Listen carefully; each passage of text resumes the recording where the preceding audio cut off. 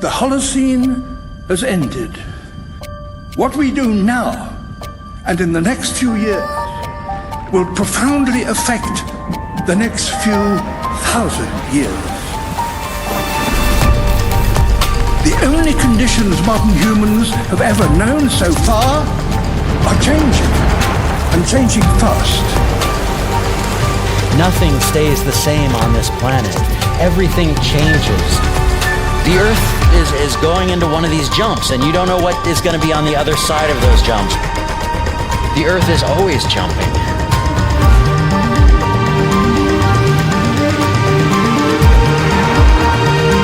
Things move on this planet. Things are not still. Everything is turning.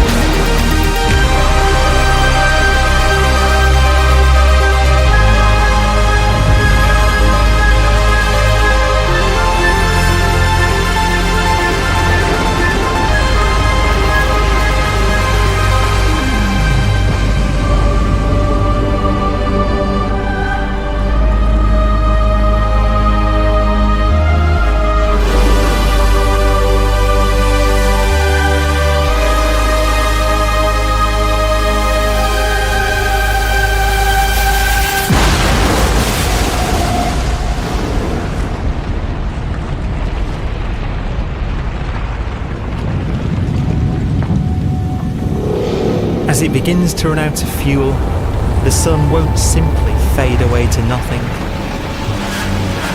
Its core will collapse, and the extra heat this generates will cause its outer layers to expand.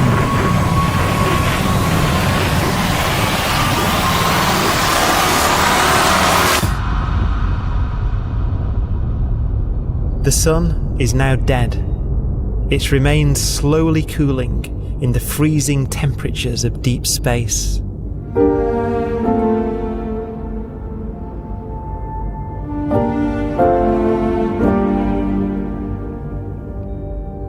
The fate of the sun is the same as for all stars.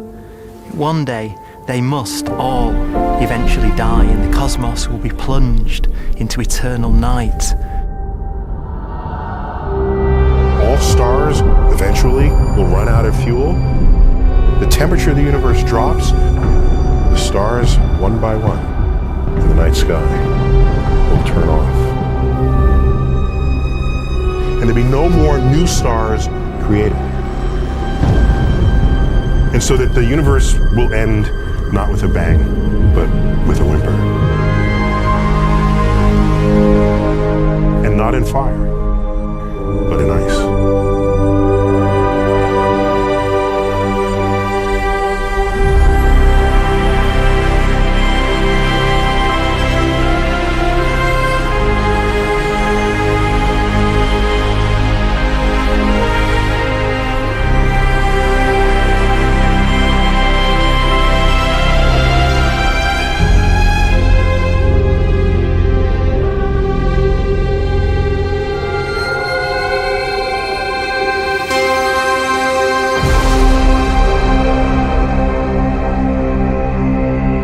With no fuel left to burn, a white dwarf's faint glow comes from the last residual heat from its extinguished furnace.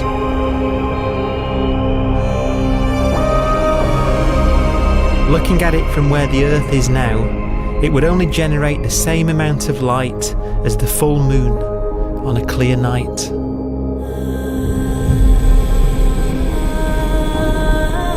The faint glow of white dwarfs will provide the only illumination in a dark and empty void littered with dead stars and black holes.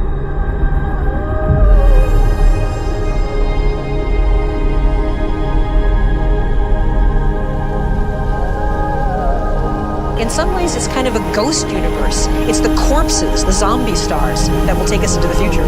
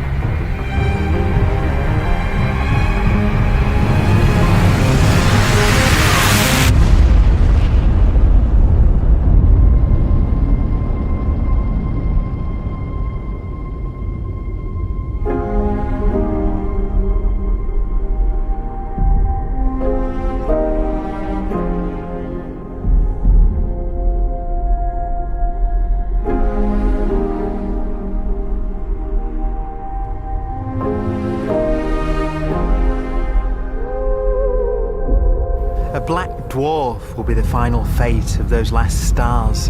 White dwarfs that have become so cold that they barely emit any more heat or light.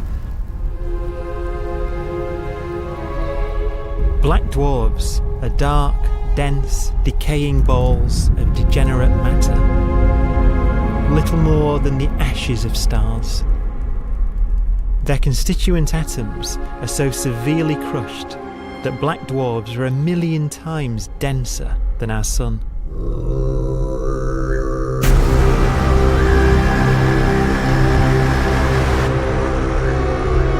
Stars take so long to reach this point, we believe there are currently no black dwarfs in the universe.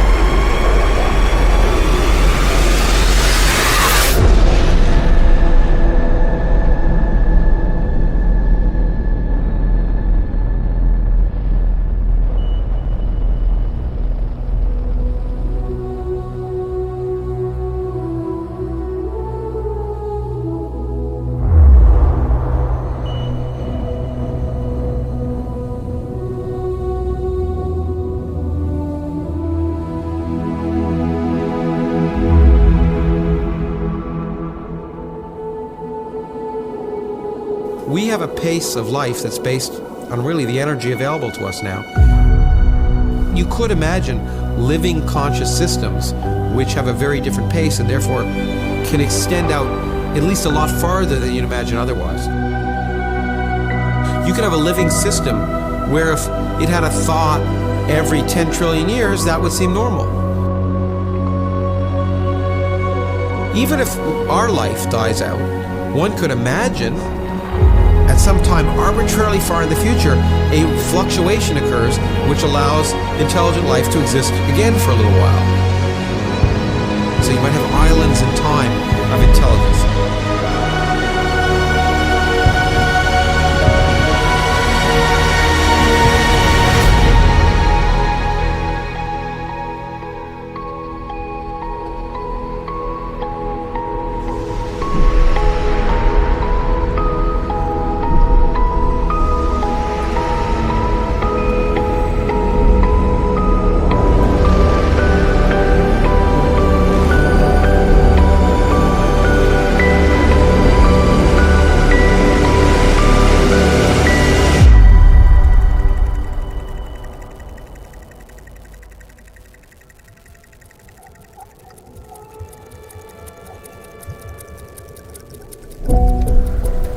proton, one of the fundamental building blocks of atomic matter, what makes us up, can just spontaneously fall apart. Any material that evades the pull of a black hole eventually dies away as its protons disintegrate.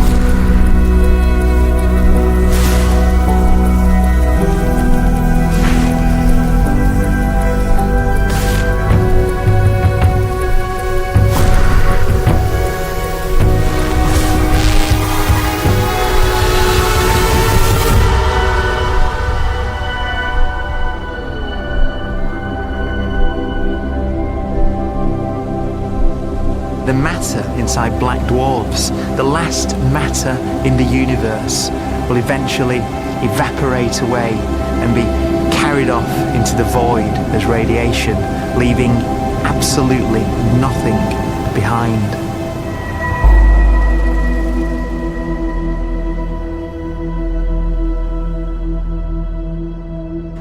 With the black dwarfs gone, there won't be a single atom of matter left. All that will remain of our once rich cosmos will be particles of light and black holes.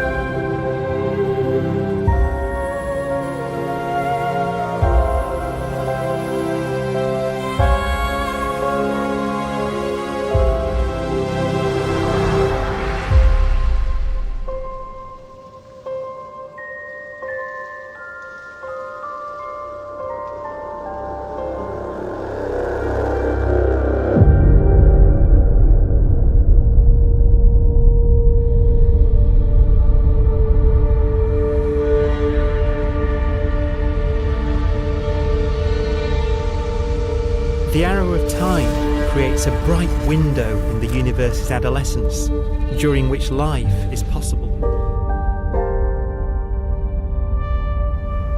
But it's a window that doesn't stay open for long. As a fraction of the lifespan of the universe, as measured from its beginning to the evaporation of the last black hole, life, as we know it, is only possible for 1,000th of a billion billionth billion billionth billion billionth of a percent.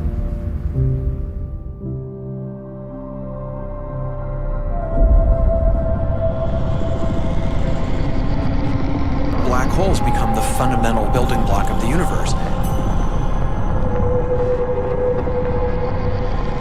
A galaxy will basically be a supermassive black hole in a center with smaller black holes orbiting it. Zombie galaxies filled with black holes continue to evolve. They'll eat each other and they'll get bigger, and maybe they'll fall into the supermassive black hole and it'll get bigger. The universe will still be an exciting, dynamic place. It's just that the timescales you're talking about are now trillions of years instead of thousands or millions of years.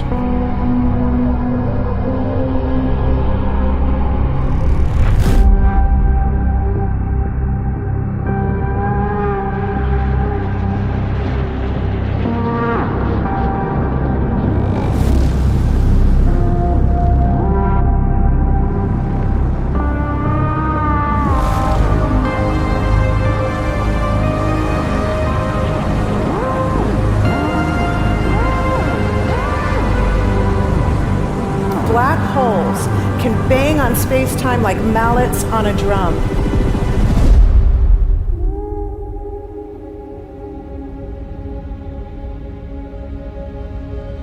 And they have a very characteristic song.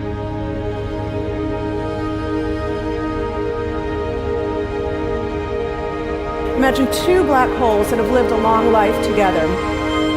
At the end of their lives, they're going around each other, crossing thousands of kilometers in a fraction of a second.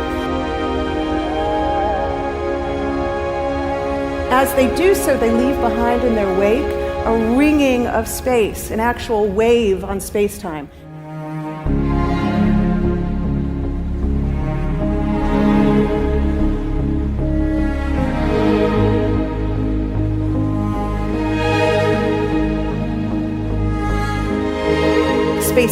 squeezes and stretches as it emanates out from these black holes banging on the universe.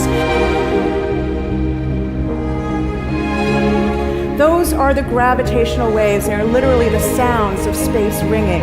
And they will travel out from these black holes at the speed of light as they ring down and coalesce to one spinning, quiet black hole.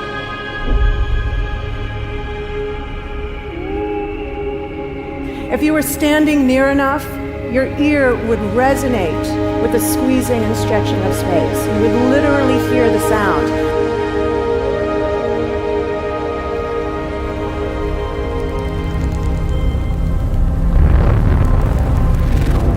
Imagine a lighter black hole falling into a very heavy black hole. The sound you're hearing is a light black hole banging on space each time it gets close.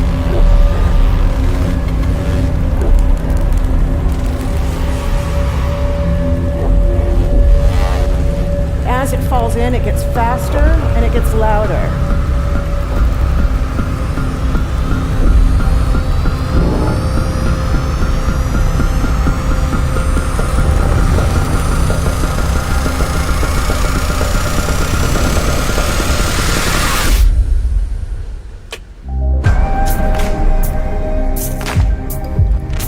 Scientists used to think black holes were immortal, but even these will one day die.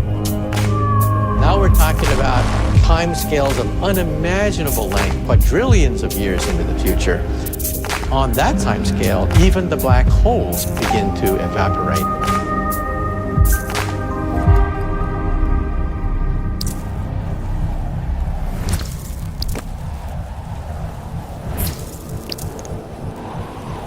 According to quantum mechanics, space is filled with virtual particles, antiparticles, that are constantly materializing in pairs, separating, coming together again, and annihilating each other.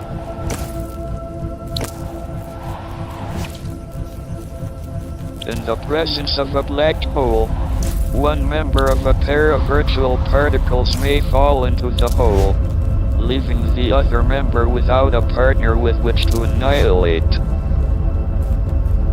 The forsaken particle appears to be radiation emitted by the black hole. And so, black holes are not eternal. They evaporate away at an increasing rate until they vanish in a gigantic explosion.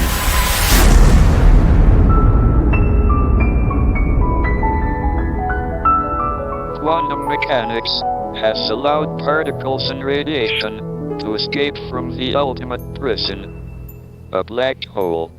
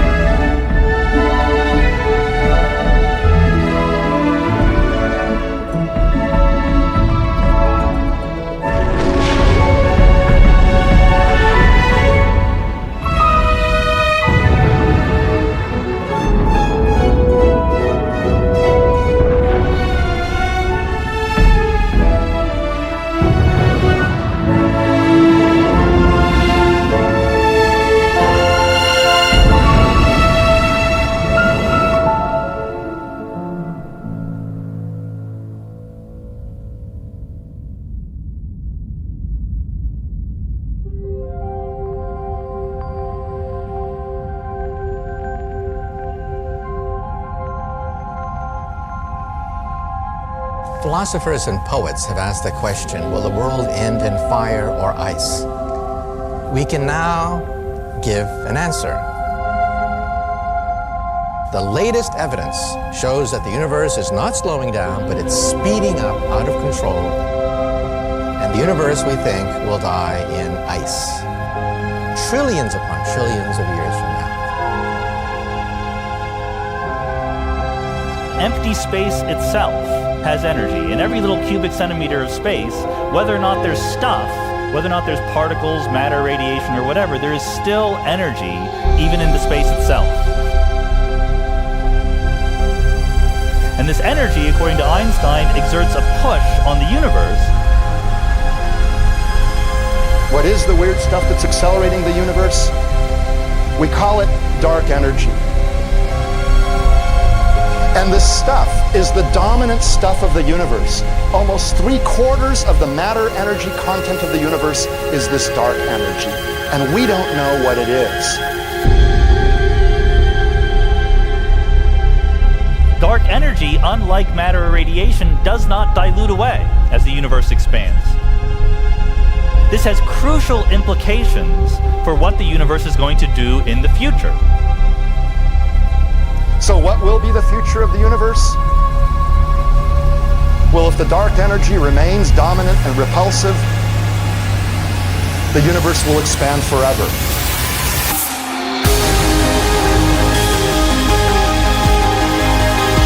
Faster and faster and faster with time. A runaway universe.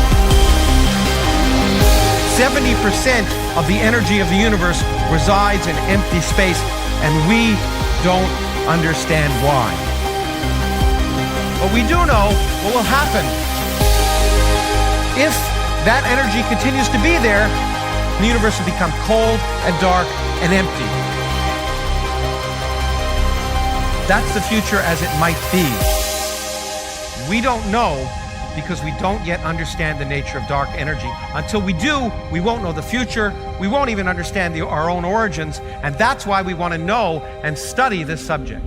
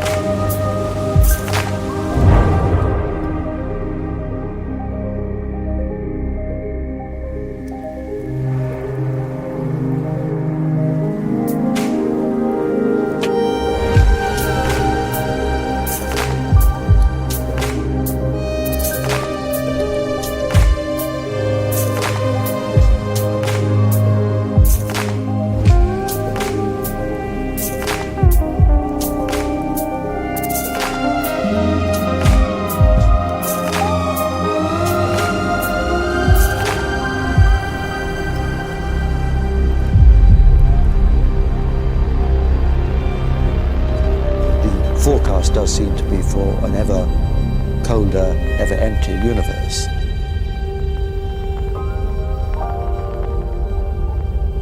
But then, of course, we have to ask, could that end lead to a new beginning? And there are ideas whereby what actually is the end of our universe could in some sense be linked to the beginning of a new one.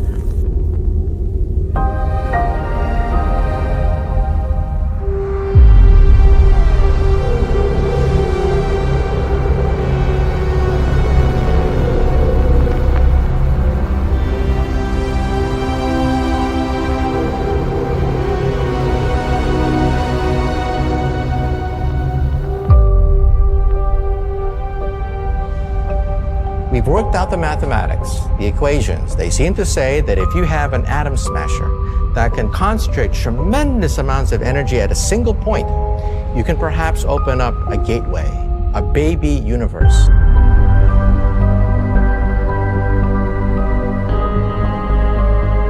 Facing the death of everything there is, this perhaps is their only possibility of escape. And this also raises a very intriguing possibility, sheer speculation of course, that perhaps any universe that has intelligent life in it will create baby universes, will create lifeboats, and proliferate child universes. So an evolution may take among universes in the multiverse. Survival of the fittest may take place. So those universes which do not have intelligent life are infertile. They have no children. But those universes that have mild temperatures, stars like us, would create civilizations that could open up child universes, and they would then proliferate.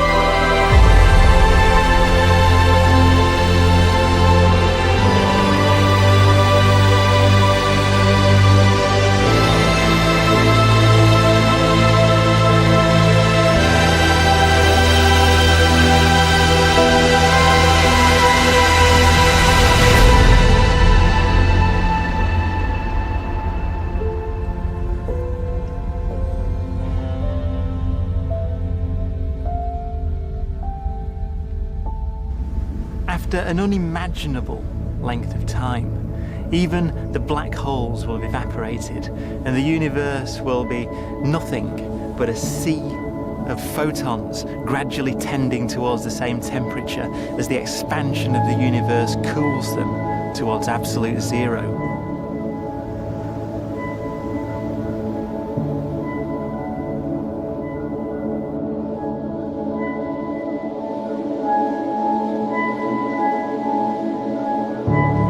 Once the very last remnants of the very last stars have finally decayed away to nothing, and everything reaches the same temperature, the story of the universe finally comes to an end. For the first time in its life, the universe will be permanent and unchanging. Entropy finally stops increasing because the cosmos cannot get any more disordered. Nothing happens, and it keeps not happening forever.